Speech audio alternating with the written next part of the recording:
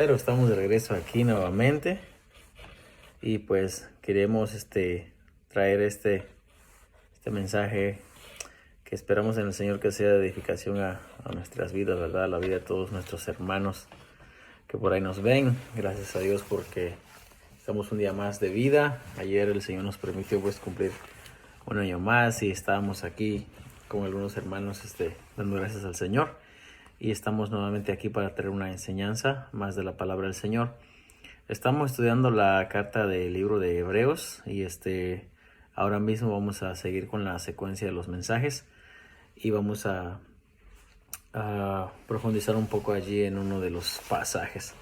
Ya hemos hablado bastante en cuanto al libro de Hebreos, el propósito. Ya que tengo a unos hermanos ahí en línea, me gustaría preguntarles, a ver si me contestan. ¿Cuál es el propósito de la carta de Hebreos? ¿Por qué se escribió el libro de Hebreos? ¿Cuál era el propósito principal? A ver si alguien me contesta. A ver quién me contesta ahí. Hermano Diblaín, Dios le bendiga también. Nos está viendo de allá desde Chiapas, México. Dios le bendiga. Está ahí el hermano. Es una bendición estar aquí, ¿verdad? El hermano, pues, yo lo conozco de hace mucho tiempo y el hermano pues nos ve desde allá, desde el estado de Chiapas. Bueno, vuelto a la pregunta, a ver si cualquiera de los hermanos me contesta, por favor. ¿Cuál es el propósito del escritor del libro de Hebreos? ¿Por qué se escribió el libro de Hebreos? ¿Cuál era la meta principal, si se puede decir, del libro de Hebreos? A ver si alguien me contesta. En lo que me contestan, pues vamos a hacer la aclaración que siempre hacemos. Yo siempre hago esta aclaración de que yo no soy ningún pastor.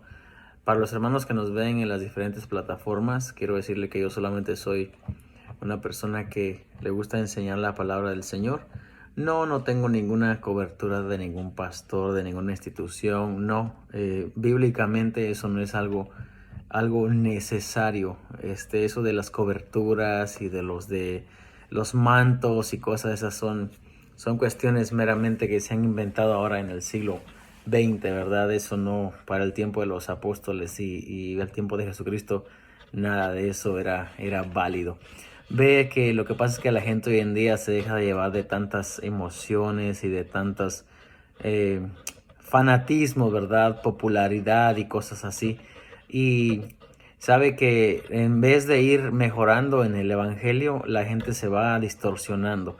Cada día es más difícil encontrar a gente cristiana, ¿verdad? Gente genuina del Señor. ¿Por qué decimos eso? Porque pues podemos verlo en nuestro entorno. En nuestro lugar de donde vivimos hay mucha gente que es cristiana o tiene el nombre. Como dijo el apóstol Pablo, tú que tienes el sobrenombre de judío. Así hay mucha gente con sobrenombres de cristianos, pero es muy difícil encontrar gente genuina realmente. Y eso podemos verlo nosotros, porque la palabra del Señor dice pues que los frutos darán a conocer cada persona como son. Entonces, eso de las coberturas, hermanos, y lo de los mantos y cosas así, eso es invento no sé si es de Guillermo Maldonado o no sé si es de esta hermana Yesenia Ten, creo que se llama. No sé de quién serán las ideas, pero nada que ver con la Biblia. Así que no, hermano, no tenemos ninguna cobertura, no tenemos ningún manto.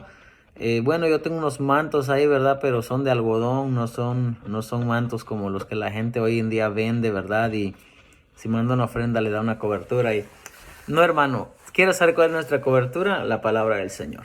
Tenemos la palabra del Señor, que es la que nos da a nosotros la diestra, como dicen los apóstoles, ¿verdad? O el derecho de predicar y de enseñar. Y esa es nuestra misión, enseñar la palabra del Señor. ¿Por qué enseñamos? Me han preguntado por qué usted enseña, quién le mandó a predicar. Sabe que nosotros enseñamos porque hay una gran necesidad hoy en día de que la iglesia, de que el pueblo del Señor sea nutrido con la sana enseñanza de la palabra de Dios. Y pues yo creo que todos los pastores, todos los hermanos que predican en las iglesias deberían de predicar, deberían de enseñar la palabra de Dios realmente como está escrita. Hay una gran decadencia hoy en día, hay una gran necesidad hoy en día y no se está escuchando la palabra de Dios. Entonces, esa es mi aportación en este mundo, en la iglesia, mientras estamos en el mundo, mientras estamos de paso. Y pues el día de mañana, pues Dios dirá, ¿verdad? A ver dónde nos lleva, dónde nos coloca, dónde vamos a estar. Bueno, aclarado eso, yo no soy ningún pastor, mi familia y yo no somos pastores, no somos falsos maestros tampoco, estamos enseñando la palabra de Dios. Esperamos que lo que enseñamos aquí sea de edificación para la vida de alguno de los hermanos o de todos, ese es nuestro deseo. Y realmente no estamos enseñando nada que sea de nosotros tratamos de darle toda la gloria a Dios en todo tiempo. Otra cosa que les quiero aclarar, me puedo equivocar, yo también soy un hombre, yo también fallo, yo también me puedo equivocar, o sea que si digo algo que no está bien pronunciado, o si digo algo que le ofende, que es usted muy sensible, pues discúlpeme, esa no es la intención. La intención es predicar la palabra del Señor. Bueno, aclarado ese punto, voy a hacer una corta oración y luego pues adentramos en el mensaje. Amén. Padre, te damos gracias en esta noche, Señor, por esta oportunidad más que nos das de estar aquí, Señor, delante de tus hijos, Padre, quienes nos escuchan. Te damos gracias, Padre Santo, por este día. Gracias porque nos has guardado durante nuestras labores, Señor. Te pedimos en esta noche ahora mismo, Señor, que vamos a traer esta enseñanza, Padre, que nos llenes de sabiduría, Señor, que nos des entendimiento para poder impartir la palabra. Que, Señor, sea de bendición para mis hermanos que nos escuchan en diferentes partes del mundo, Señor. Y que, Padre de la gloria, nos sigas ayudando, Señor, en este canal que hacemos la labor de enseñar, Padre, de predicar tu palabra, Señor. Gracias en el nombre de Cristo Jesús. Amén. Gloria a Dios. Estamos ahí están los hermanos. Están ahí compartiendo. Los hermanos que comparten el video. A ver, en la última dinámica, que la hermana Elizabeth fue la que ganó y no le hemos dado el premio, pero se lo vamos a dar mañana mismo, hoy mismo. Bueno, en la última dinámica que tuvimos, quedamos que por cada vez que usted comparta va a tener un número en el sorteo.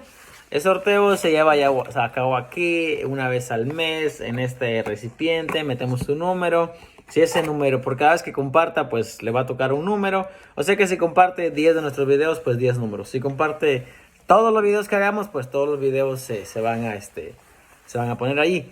Los únicos compartidos que valen son los de los videos. Los de las notificaciones, bueno, podría ser, pero no. Las notificaciones no. Pero si los comparten nos ayuda a que otros hermanos estén también allí, ¿verdad? Al tanto.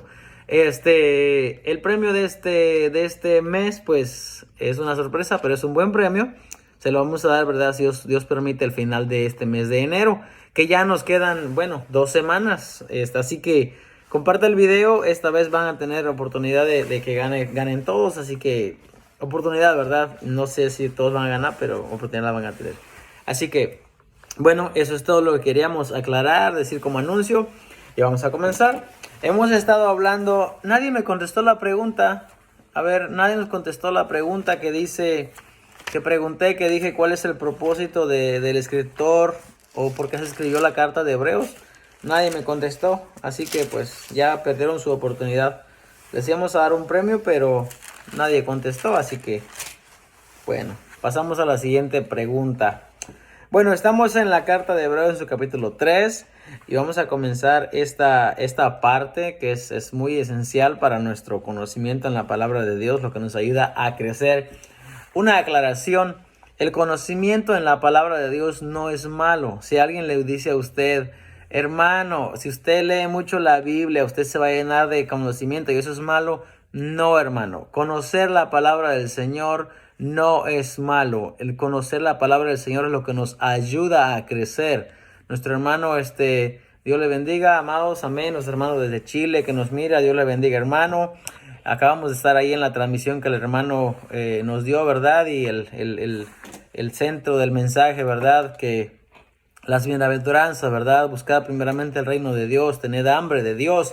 Y eso es lo que hoy en día se debería estar predicando, que la iglesia, hermanos, esté en la sintonía de buscar de Dios y de servir a Dios con todo el corazón. La iglesia, hermanos, se ha desviado del propósito. La iglesia, hermano, no está acá en la tierra para hacer dinero, no está aquí en la tierra para tener grandes riquezas, para hacer un gran nombre. No, hermanos, la iglesia está aquí en la tierra para predicar el evangelio. Y el evangelio es, hermano, la salvación, el poder de Dios, las buenas nuevas. y prepararnos para esperar al Señor, ¿verdad? Cuando Él venga, porque Cristo viene pronto. Hay gente que dice, ya no digas que Cristo viene pronto, pero hermano, no te puedo predicar otra cosa. Si te predico que Cristo viene en miles de años, ¿qué vas a hacer? No vas a preparar nunca tu vida, nunca vas a estar alerta. Él dijo, yo voy a venir como ladrón en la noche, entonces va a venir a la hora que menos pensáis, dice Él, así que tenemos que estar preparados y para eso se necesita que se predique el Evangelio del Señor, que se predique la palabra de Dios, porque sí, es un buen tiempo para buscar del Señor. ¿Cómo de que no? Necesitamos leer, buscar de la palabra de Dios. Así que hermano, eso es lo que estamos haciendo aquí, estudiando la palabra del Señor. No hay nada mejor en la vida, no hay nada mejor en el mundo que usted y yo podamos estar haciendo hoy en día que estudiar la palabra del Señor. ¿Verdad? Eso debería ser nuestro hambre. Por eso dice, ¿verdad? El Salmos, Mateo 5, ¿verdad? Bienaventurados que tienen hambre y sed de justicia. Cuando nosotros vemos esa palabra de justicia, hermano, no hay nada más justo que la palabra del Señor. No hay nada más grandioso, más glorioso que la palabra del Señor. De hecho, estas palabras son vida y son verdad, dice Jesús. Así que tenemos, hermano, que escudriñar la palabra de Dios, leerla, estudiarla. Y qué más, ¿verdad? Qué mejor momento que estar aquí compartiendo y enseñando la palabra de Dios con ustedes. Amén. Perdón, hermanos. Entonces, vamos a leer aquí en el nombre del Padre, Hijo y Espíritu Santo. Hebreos 3 dice así: por tanto, hermanos santos, participantes del llamamiento celestial. Vamos a ir despacio.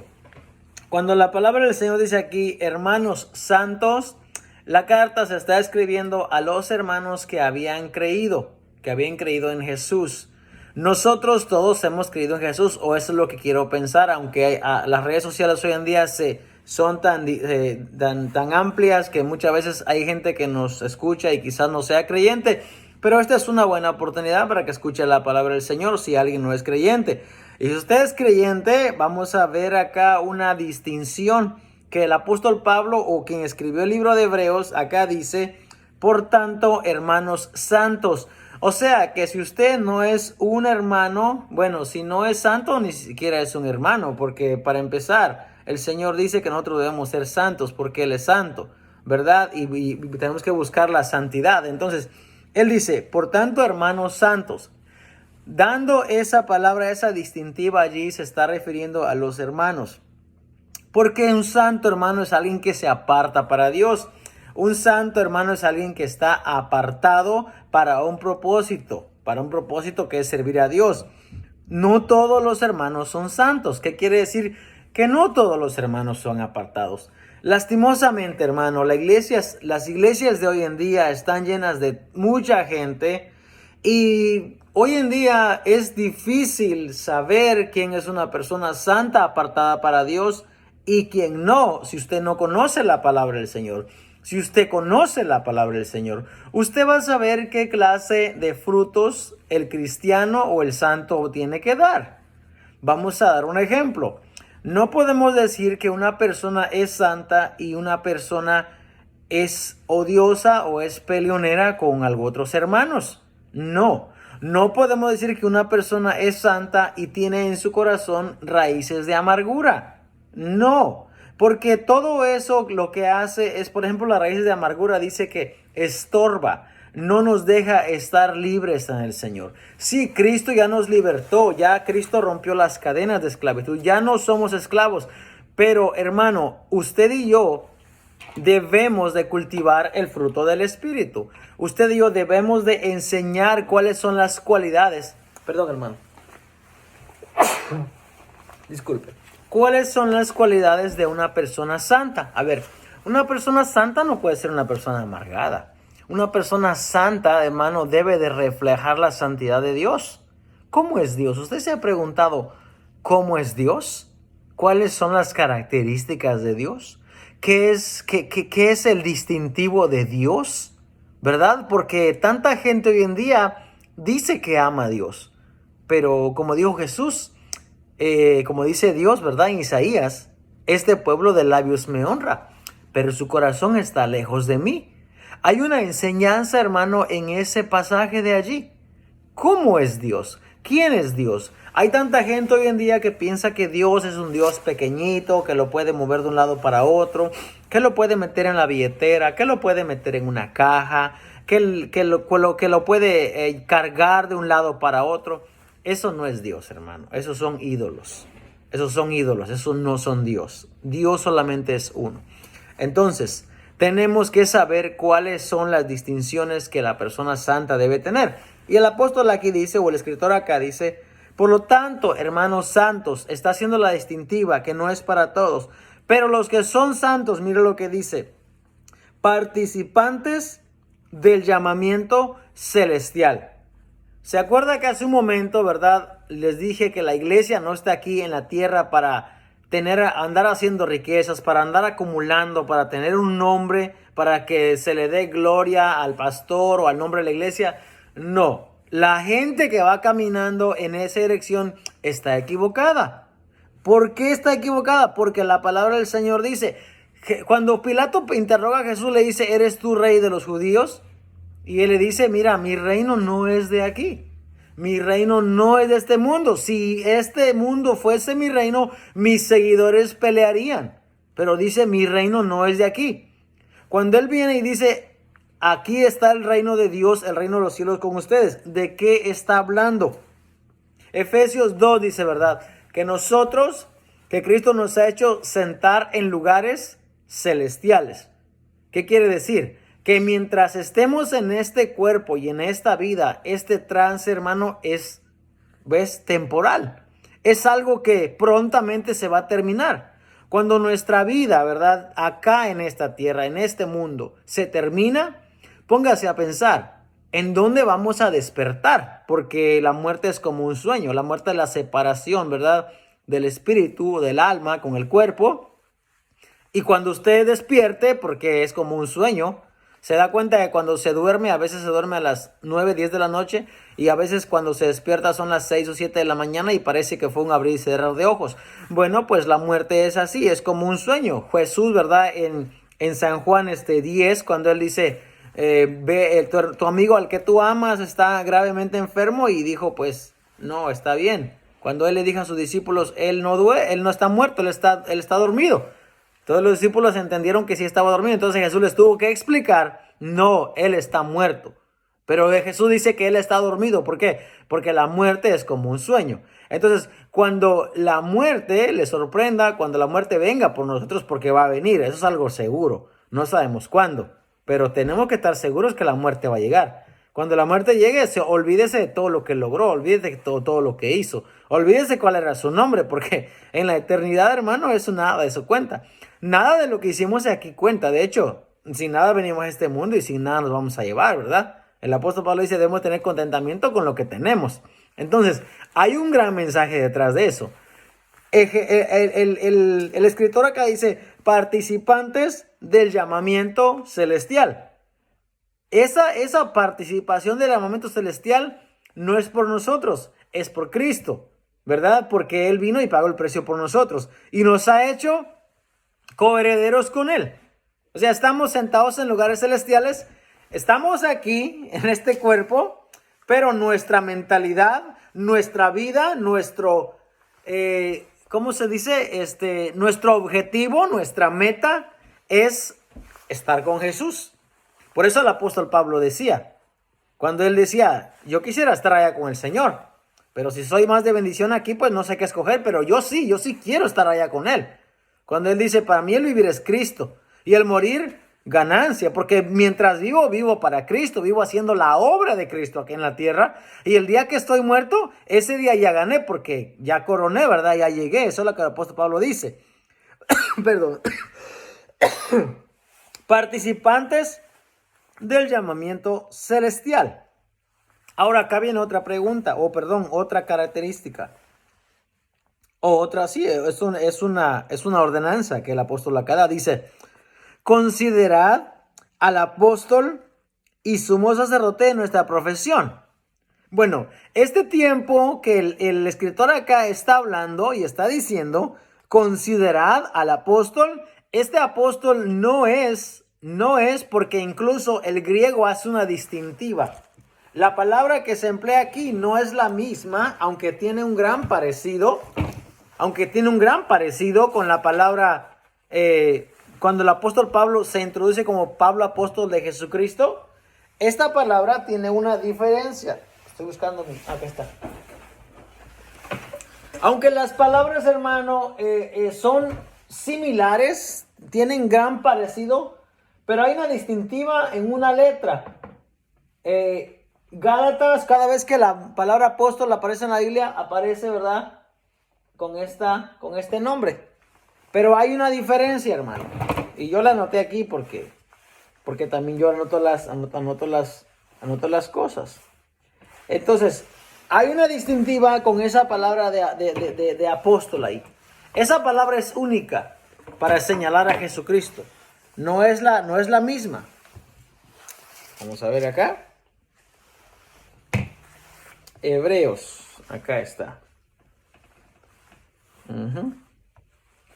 Lo que el apóstol Pablo está diciendo es que esa palabra de apóstol, apostolón, ¿verdad?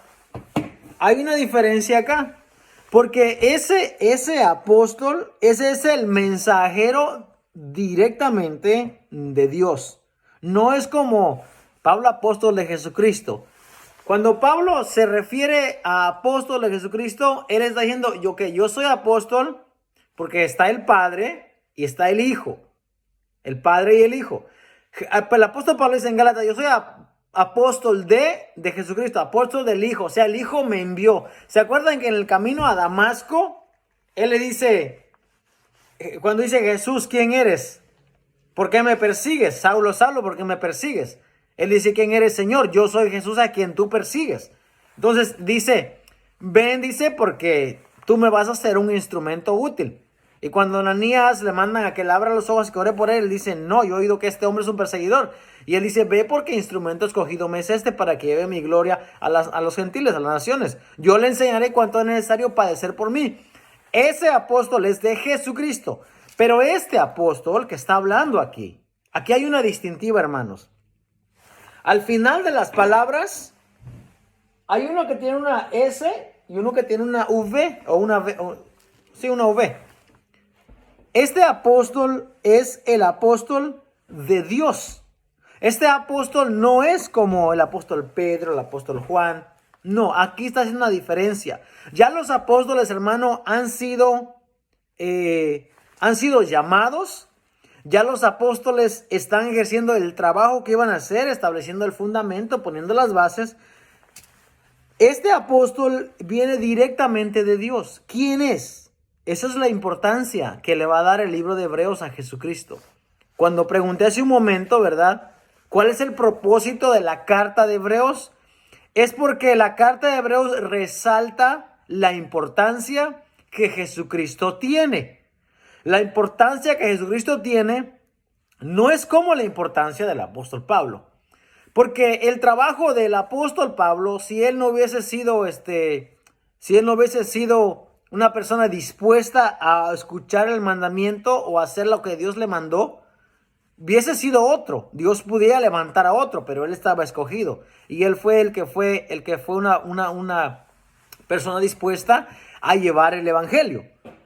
Pero este apóstol que dice acá, se refiere a Jesucristo.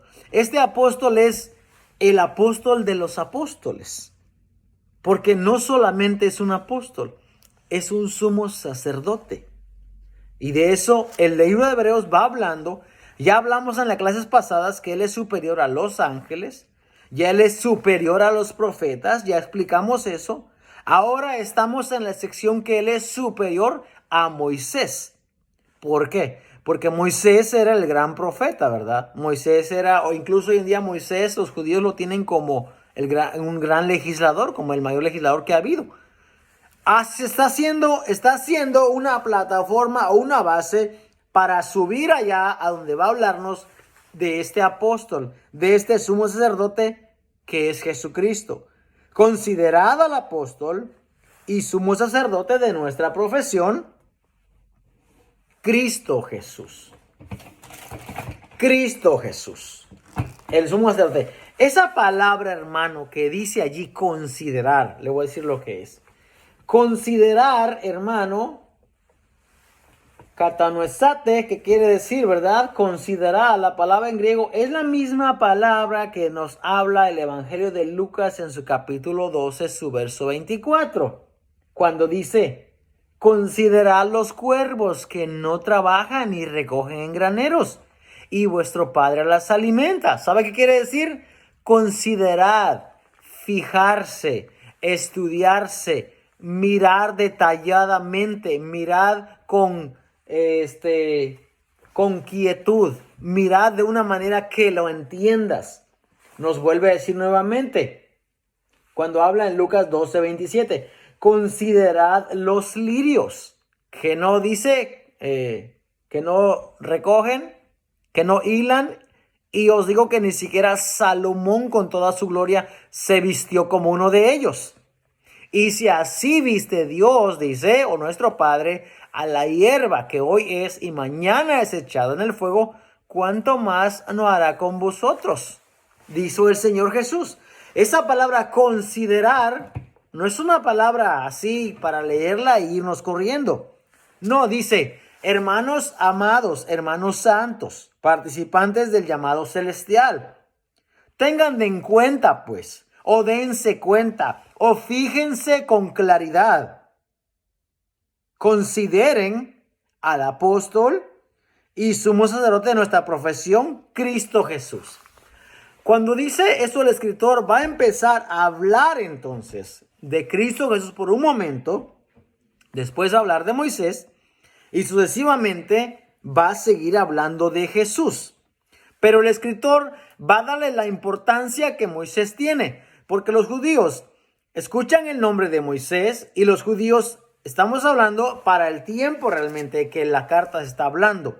Aunque para hoy en día también muchos judíos, ¿verdad?, ortodoxos, siguen en las mismas creencias o costumbres.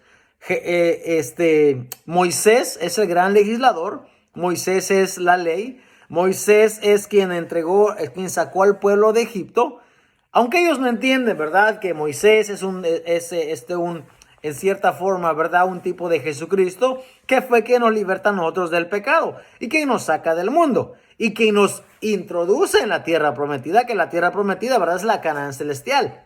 Entonces, ellos no pueden entender eso, pero en estos momentos, cuando dice, va a empezar a hablar de Moisés, porque dice, el cual es fiel al que le constituyó. ¿Quién constituyó a Jesús sumo sacerdote? ¿Quién constituyó a Jesús, hermanos, apóstol? ¿Quién constituyó a Jesús sumo sacerdote? Pues fue Dios. Dios el Padre, si se puede hablar de esta manera. Aunque el Padre y yo, ¿verdad?, uno somos. El Padre y mí, yo en el Padre. Esas palabras también muy poca gente puede entenderla. Hay gente que por un error de malinterpretación, ¿verdad?, piensan que Jesús es inferior a Dios, al Padre, y piensan pues que Jesucristo pues es quien es menos por el hecho de ser hijo de Dios. ¿Y sabe por qué está ese error? Porque tenemos que ser claros cuando estudiamos la Biblia. Para nosotros, hermano, en nuestra cultura, en nuestro tiempo, esto es algo que yo digo siempre, cuando leemos la palabra del Señor debemos de leerla en su contexto, tal y como está escrita. Buscar, ¿verdad?, el texto más cercano al original para no caer, hermano, en un error o en una falacia, ¿verdad? Caemos en una mentira muchas veces. Para nosotros, en nuestro diario vivir, en nuestra cultura, un hijo, hermano, es eso, ¿verdad? Un hijo no tiene mayor autoridad. Incluso en nuestros hijos, todos son iguales. Nadie tiene mayor autoridad que los demás. Hoy en día ya no es así. Anteriormente, hermano, el hijo mayor era quien le tocaba trabajar y ayudar al padre y hacer todas las tareas. Incluso muchos de los hermanos que nos escuchan, que fueron primeros hijos, saben que le tocó trabajar más que sus demás hermanos. Las hermanas, ¿verdad?, las mujeres, les tocó muchas veces cuidar a los demás hermanitos, criarlos como que fueran hijos de ellos. Entonces, en cierta forma, tienen un realce mayor encima de sus hermanos. Pero la cultura judía va mucho más allá. En la cultura judía, hermano, el primogénito es quien toma el lugar del padre cuando el padre está ausente. Cuando el padre no está, el primogénito es quien toma el lugar, quien se hace responsable de la familia. Es quien recibe 2/3 partes de la herencia. Es quien toma las decisiones cuando el padre no está. Y vean este dato que mucha gente no lo enseña, pero yo se los voy a enseñar. ¿Por qué ellos querían matar o por qué mataron o por qué apedrearon a Jesús? Ellos dicen, no te apedreamos por buena obra que tú has hecho. Sin embargo, te apedreamos o te queremos matar porque tú siendo hombre te haces Dios. ¿Qué es lo que él había dicho? ¿Qué es lo que Jesús había dicho? Que yo soy hijo de Dios. Porque ellos entienden que hijo es quien recibe toda la autoridad del Padre. Ven que hay un tiempo en el que Dios no habla, en el que Dios ya no está hablando a través de sus profetas. Y otro dato más importante aún, a Dios nadie le vio jamás. El unigénito que estaba en el seno del Padre, Él le ha dado a conocer. Entonces, ellos no han visto a Dios. No, los israelitas, los judíos, no han visto a Dios. Dios está en cierta forma ausente, y más aún, hay un tiempo de 400 años que Dios ya no habla por medio de profetas ni por nada. Ese tiempo, ¿verdad? El proceso, ¿verdad? De la revuelta de los macabeos y la historia así. Dios ya no habla. Entonces, cuando Jesús viene y Él dice que Él es el Hijo, ellos no están diciendo, pues tú eres un hijo y ya, nada más. No, ellos entienden, hermano, que el Hijo es quien toma el lugar del Padre. O sea, el Hijo es Dios. Ellos lo entienden. Por eso es que lo quieren matar. Por eso es que lo apedrearon. Por eso es que lo quieren apedrear, perdón. Porque Él dice, tú siendo hombre te haces Dios. Nosotros no entendemos eso muchas veces. Por eso digo, hay un error de traducción o un error de entendimiento en la mente de mucha gente que no entiende. Entonces, lo que acá está diciendo, que Él es el sumo sacerdote de nuestra profesión. Vamos a ir a Hebreos 4:14 y lo que nos dice es lo siguiente. Dice acá, por tanto, dice, teniendo un gran sumo sacerdote, hermano, Aarón, Eleazar, los sacerdotes, ¿verdad? Sadoc, Abiatar, los que le sucedían, todos los sacerdotes, hermanos de la Biblia, no eran gran sumo sacerdote. Había un sacerdote y había un sumo sacerdote. Anás, Caifás, ¿verdad? Aún en el tiempo de Jesús. Hay un sacerdote que está preparando al otro sacerdote. Cuando él muera, pues le sucede. Pero Jesús, hermano, no es un sacerdote, ni es un sumo sacerdote. Es un gran sumo sacerdote. O sea, ya no hay nada más. Una vez que llegas a ese punto, ya no hay nadie más.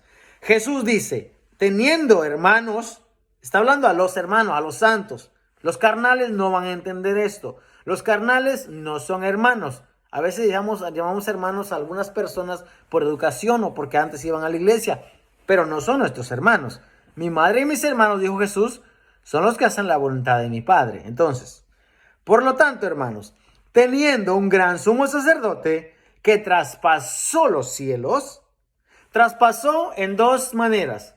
Traspasó cuando vino, el que vino a este mundo, ese fue... Mira, usted y yo no venimos a este mundo, usted y yo nacimos en este mundo. Bueno, Él no es de aquí, Él vino a este mundo. Jesucristo, hermano, vino a este mundo. No nació como usted y como yo, que nosotros nacimos aquí, no. Él vino a este mundo. Entonces Él traspasó los cielos y es sumo sacerdote. Y el apóstol aquí dice, o el escritor acá dice, por lo tanto, hermanos, teniendo un gran sumo sacerdote, una distinción que hace aquí, que es un gran sumo sacerdote, que traspasó los cielos, dice, Jesús, el Hijo de Dios. Retengamos nuestra profesión. O sea, tenemos al gran sumo sacerdote, que es Jesucristo, el Hijo de Dios. ¿Quién es el Hijo? El Hijo es Dios. ¿Por qué? Porque la carta, hermano, es a los hebreos, a los judíos, a los que practicaban la religión judía, a los judaizantes. Por eso es el propósito de la carta. Colosenses 1:15, ¿verdad? Él es la imagen del Dios invisible, el primogénito de toda la creación. Él, vamos a llegar ahí en un ratito más a Colosenses 1:15. Eso es de lo que estamos hablando. ¿Qué dice acá? porque no tenemos un sumo sacerdote que no pueda compadecerse de nuestras debilidades. A ver, vamos a explicar algo aquí. Cuando el escritor dice que tenemos un sumo sacerdote, bueno, un gran sumo sacerdote, que ya lo explicó arriba, que no pueda compadecerse de nuestras debilidades. Hay gente que agarra este verso y lo agarra de excusa, hermano, y dice, ay, es que hermano, es que soy débil. Pero Dios me entiende porque Él dice que se compadece de nuestras debilidades. A ver, hermano, ¿de qué está hablando acá? ¿De qué está hablando acá el Señor? No está hablando, hermano, de un cristiano tibio. No está hablando de un inconverso, porque hay gente que es cristiana de nombre, pero no se ha convertido. Hay gente que cree en Dios y el apóstol dice, ¿tú crees en Dios? Bien haces. Los demonios creen y tiemblan. O sea que el creer no es suficiente. El decir que soy cristiano no es suficiente. Hermano, lo que está diciendo acá es de que nuestras debilidades está refiriéndose, hermano, a lo que tú y yo no tenemos control. Porque mientras estemos en este cuerpo, hermano, en este tabernáculo, ¿verdad? Un cuerpo mortal, pecaminoso, vamos a fallar. No se está refiriendo al que deliberadamente va y peca. No, se está refiriendo a las cosas que tú y yo no tenemos control. Hay cosas que no tenemos control nosotros. Esas son las debilidades, hermano, que el Señor se compadece. Mira al otro lado. Si decimos que nuestras debilidades es pecar, hablé mal del hermano, o odio al hermano en mi corazón, o le robo a aquel, o golpeo a aquel, o murmuro de aquel, o cualquier cosa, o soy un fornicario, un avaro, un idólatra, de eso no está hablando. Porque si eso fuera lo que está hablando, mira lo que dice. Tenemos un sumo sacerdote, uno que fue tentado en todo, según nuestra semejanza, pero sin pecado. Él no pecó. O sea que usted y yo no deberíamos de pecar, no deliberadamente. Si por alguna razón, hermano, alguna debilidad de algo que está fuera de tu alcance, cometiste un pecado, tú tienes un sumo sacerdote que ministra allá y que se compadece de tu debilidad. Pero una debilidad, hermano, no es un estilo de vida. No es pecar y pecar y pecar. Eso no es una debilidad. Eso es que tú eres un carnal por el que me está escuchando. Porque no vivimos para agradar a la carne. Ni podemos vivir, hermano, como dijo el apóstol Pablo. No podemos perseverar en el pecado. El que ha muerto al pecado no puede vivir en él. Vuelto al punto. Tenemos un gran sumo sacerdote. ¿Y quién es este sumo sacerdote? Jesús. Y mira lo que sigue diciendo. Retengamos nuestra profesión, dice, ¿verdad? Dice acá. Hebreos 7:28. Mira, ¿qué es 7:28? 7:28 dice así. Porque la ley dice, la ley es importante porque el libro de Hebreos se habla mucho acerca de lo que es la ley y lo que está hablando el libro. Porque la ley constituye sumos sacerdotes a débiles hombres. A débiles hombres. Los sumos sacerdotes, por eso digo que somos débiles en cuanto a cosas que están fuera de nuestro control. Pero la palabra del juramento, posterior a la ley, al Hijo, hecho perfecto para siempre. Mira, este sumo sacerdote que estamos leyendo acá,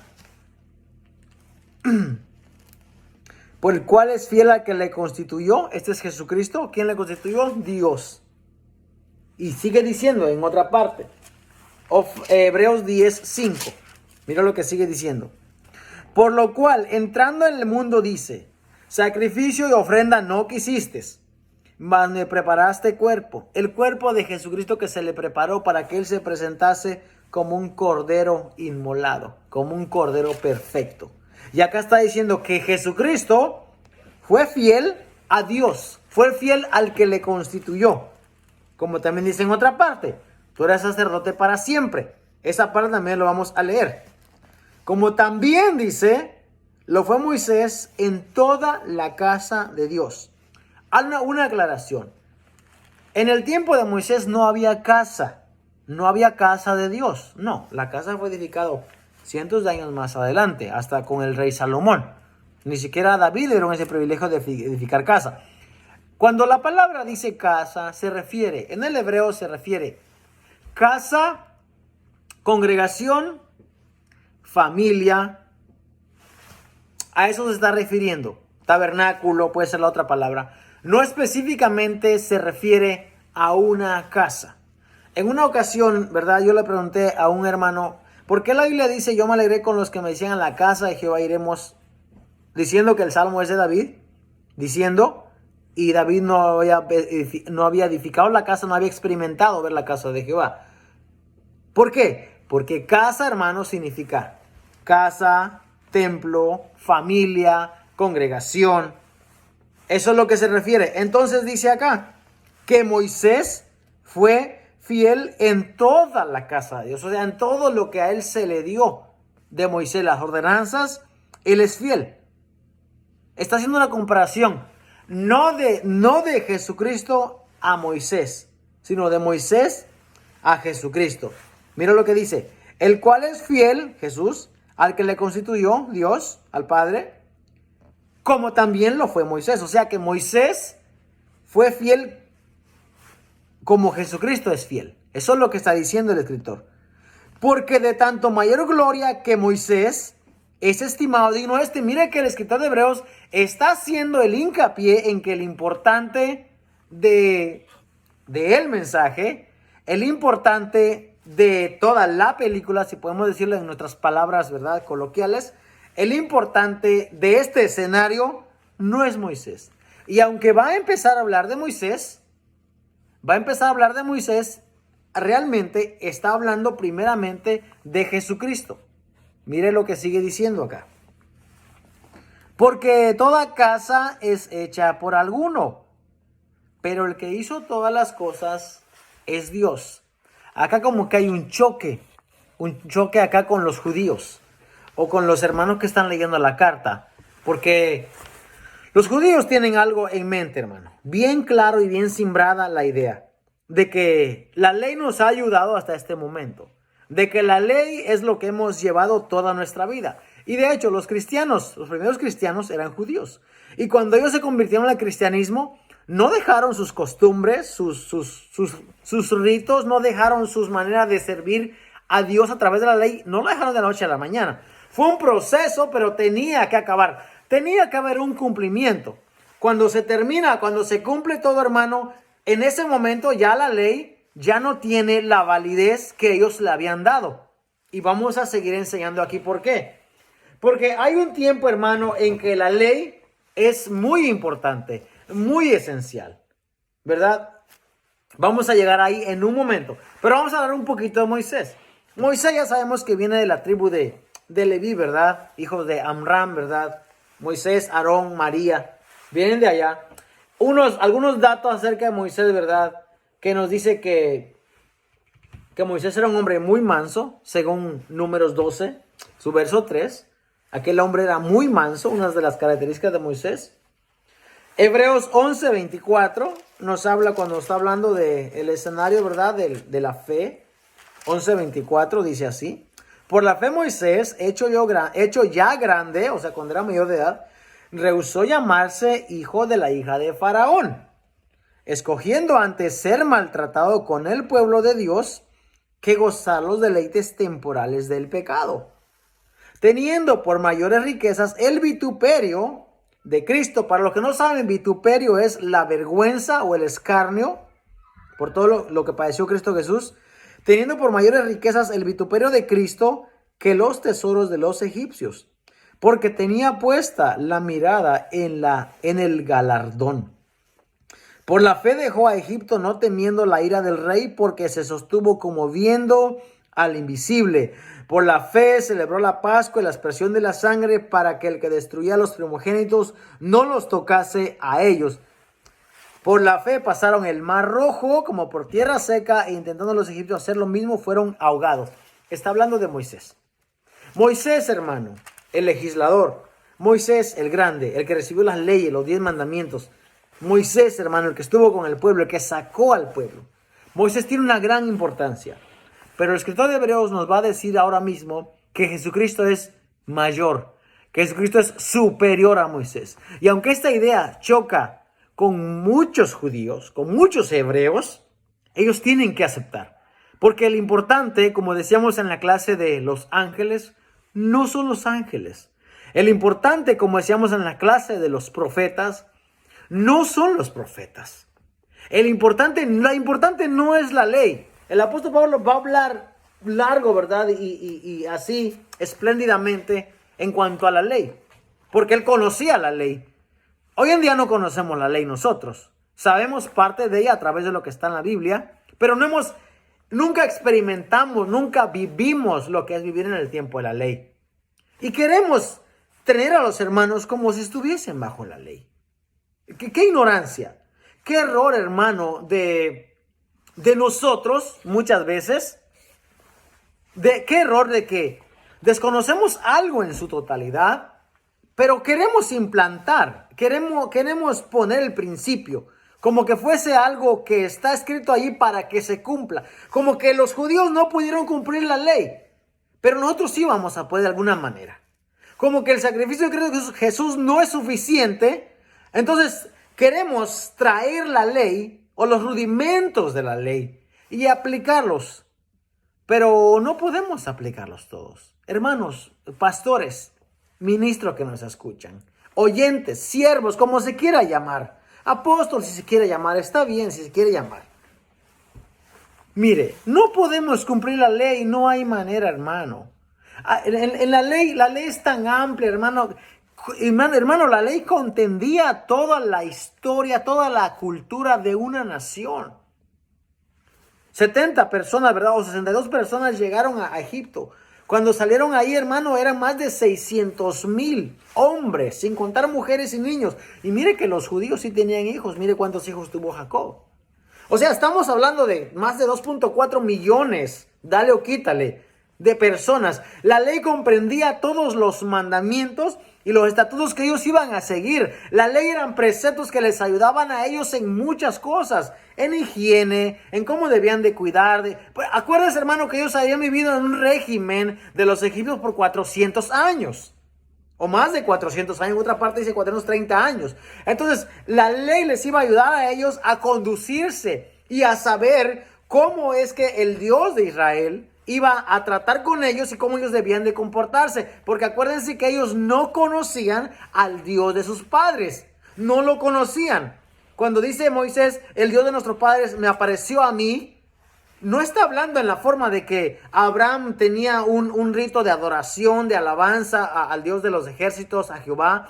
No habla que Isaac también hacía lo mismo, tenía una liturgia, si se puede decir así, una enseñanza ya establecida. No, los israelitas no conocen realmente al Dios de Israel. Por eso son necesarias todas las leyes. Ampliamente, hermano, la ley contempla, hermano, toda la cultura y la enseñanza de ellos que debían de tener mientras estaban en el desierto y mientras estaban en la tierra prometida.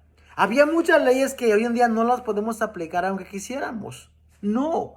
Por ejemplo, esa ley de no vestirá a la mujer vestido de hombre. No, hermano, no se está refiriendo al pantalón. No se está refiriendo, hermano, a la vestimenta de pantalón o short, ¿verdad?